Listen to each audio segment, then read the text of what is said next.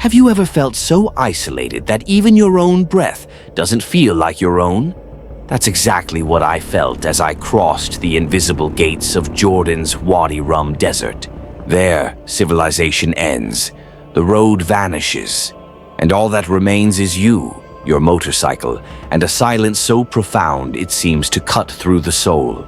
The Royal Enfield Bullet. 500 rumbles beneath me like a restrained beast, but the sound of the engine is swallowed by the dry wind tearing through the world around me. It was as if every meter I advanced pulled me further away from everything I knew. I was about to discover what solitude and freedom truly means. After a few kilometers, I realized the path doesn't exist. The trail is what you make with your tires. No signs, no markings, just sand, wind, and rock walls watching silently. I turn off the GPS. It's useless. In this place, guidance is instinct. Moving forward is an irrational choice, but stopping would be giving up. And anyone who comes this far isn't the type to give up. The sand swallows my footprints in seconds. It's as if the desert itself wants to hide my existence. The temperature rises as if the air is being fried above me. I feel the heat seep into my helmet, seep through my gloves, and melt away any rational thought. I breathe slowly, trying to conserve energy. But the air rushes in dry, scratching my throat, and it feels like even the wind is carrying sand. I stop to drink water. The sweat has already dried before it even starts to fall. My body begins to grasp the weight of being alone in the middle of nowhere, with only 2 wheels and a tank of gas for company. In the heart of Wadi Rum, immense rock formations rise like castles carved by the gods. I stop the motorcycle. Silence. I turn off the engine and listen to what seems to be the sound of the earth breathing. The wind enters caves, circulates among ancient stones, and returns as an ancient echo. It's like being inside a natural cathedral. I lay the motorcycle on its side and walk among the giant blocks. For a moment, I'm no longer a traveler. I'm part of the landscape.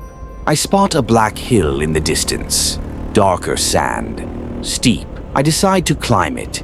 Wrong. The Royal Enfield skids, skidding. I lose control for a second and am almost thrown to the side. I grip the handlebars tightly. I scream into my helmet, but only the engine hears. I press hard and the bike responds.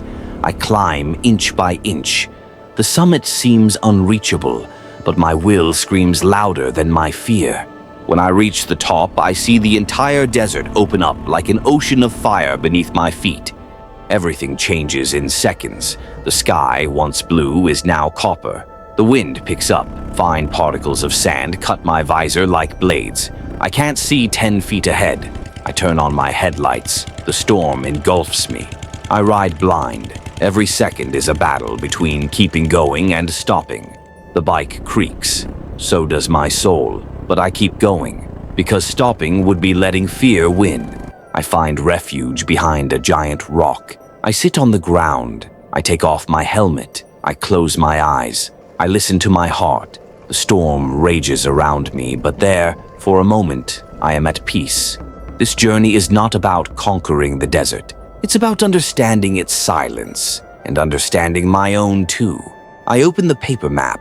I make an X. Here I was. Here I survived.